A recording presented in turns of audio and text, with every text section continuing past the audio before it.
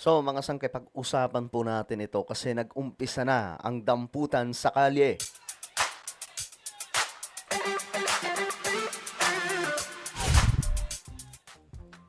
Alright, napakaraming mga pasaway, mga sangkay no, ang dinampot na po sa kalye. Ngayon, at titingnan po natin kung ano naging sitwasyon kasi nga po ang DILG, 'di ba, nag-announce at PNP na maghihigpit na po, may curfew at kung ano-ano pa, mga sangkay, bawal na po mga hubad, naninigarilyo, mga nagiinom sa kalye. Talagang totally wipe out ang kanilang gagawin sa lahat ng mga pasaway. At eto, ang dami daw pong nadampot, mga sangkay. Pag-usapan po natin, anyway, bago tayo magtuloy-tuloy. Sa mga hindi pa po dyan nakakapag-subscribe, makikita nyo po yung subscribe button sa baba ng video na to. I-click nyo lamang po yung subscribe, i-click ang bell, at i-click nyo po yung all. Sa mga nanonood po sa Facebook, i-follow nyo po yung ating Facebook page. Okay, mga sangkay, eto na nga pong nangyari.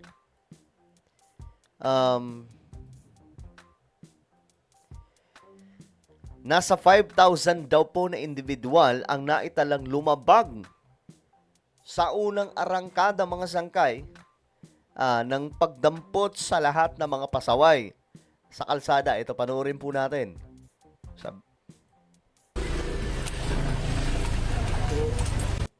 Nabulabog ang mga residente ng Barangay Gulod, Novaliches, Quezon City Daming pulis, sa pagdating ng mga pulis sa kanilang lugar nitong Lunes ng gabi. Grabe, parang parang panahon ni PRR dito. May hawak na paniket ang mga pulis habang hinuhuli ang mga lumabag sa mga ordinansa ng lungsod. Kabilang dito ang mga umiinom at nakahubad sa kalsada. Ayun, huling-huli kayo, boy. Maingay na nagbibidyo okay at mga kabataang sumuway sa curfew. Yun. Alam nyo, mga sangkay, dapat nga noon pa po ito ginawa ni PBBM. Kasi kung noon pa po ito ginawa ng ating presidente, pagpasok ng 2022, yung mga tao, sigurado ako matutuwa. Of course, yung ng iba dyan, alam nyo na kung sino ang hindi matutuwa dyan. Pero kung noon pa po ito ginawa, kasi parang look alike po talaga ito ng Ferdinand E. Marcos noon eh. Pero, de bale, mga sangkay, kahit po late, at least, ginawa pa din, mga sangkay. Kasi meron pa namang almost 2 years si PBBM or 2 taon siguro, mga sangkay, di ba?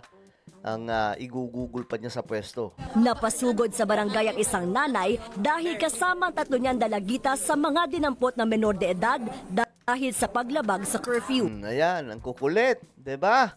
Sinabihan na kasi, 'di ba? Anak naman ng to. Hindi ko po alam bakit pala sila po. Sinabihan ko po na paggabi na umuwi na kayo sa bahay. Hindi naman umubra ang paliwanag ng lalaking ito Ito pa. na naaktuhang umiinom sa kalye. Nakita nyo, mga sangkay, biruin nyo, nag-announce na po nun, ha? Talagang matitigas ang ulo. May mga kababayan tayong ganito, matitigas talaga ang ulo. Wala naman po, nabasa naman po. Kaso po, nung naginom po ako, pakit na po ako. Kaso nasaktuhan po ako. Higit 400 individual ang nahuli sa Quezon City bilang tugon sa pinaigting na Oplan Galugad kaugnay sa Safer Metro Manila Plan ng Department of the Interior and Local Government.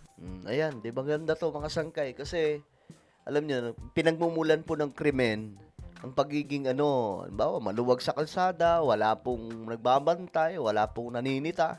Di ba? Doon nagsisimula ang lahat ng kalokohan eh. Mga bata, makikita mo sa kalye, takbo-takbo, tapos mantitrip pa yan. No? Nung dumaan nga ako sa Maynila, mga sangkay, sa Manila City, medyo okay naman na po doon since umupo si Mayor Isko Moreno. Pero may mga iba pa din po talaga, mga pasaway, mga bata, mga sangkay. Sasabit sa jeepney, tapos hindi kaya babatuhin yung jeepney, gabing-gabi. So, okay to, at least, no? Magalugan itong mga ganitong klaseng tao na gumagawa po ng kalokohan sa kalye. Ito pong Oplan Galugad ay nagagawa na natin before, but mas maraming personnel ang nilagay natin. Sa katunayan, ngayon po ay lahat ng station ay nagkakandak ng checkpoint operation, giving priority doon sa mga ordinances, no? City ordinances. Umarangkada na rin ang programa sa iba pang lungsod sa Metro Manila. Sa paunang datos ng NCRPO, Grabe, ito po yung mga nahuli, mga sangkay, oh. halos 5,000 ang kanilang nahuli. Kabilang ang higit 900 menor de edad Lunes ng gabi. Hinihintay pa nila ang ulat mula sa ibang lungsod at police stations. Gagawin natin halos sa araw-araw or gabi-gabi until such time na yung mga kababayan natin ay matuto talaga at magkaroon po ng mas maayos na disiplina. Eventually po ay masasanay na po yung mga ating mga kababayan at lahat ng mga ito ay masusunod na at tuloy-tuloy na po yung maayos na komunidad po natin. Ang mga nahuling lumabag ay papatawan ng multa alinsunod sa umiiral na ordinansa sa kani-kanilang lokal na pamahalaan.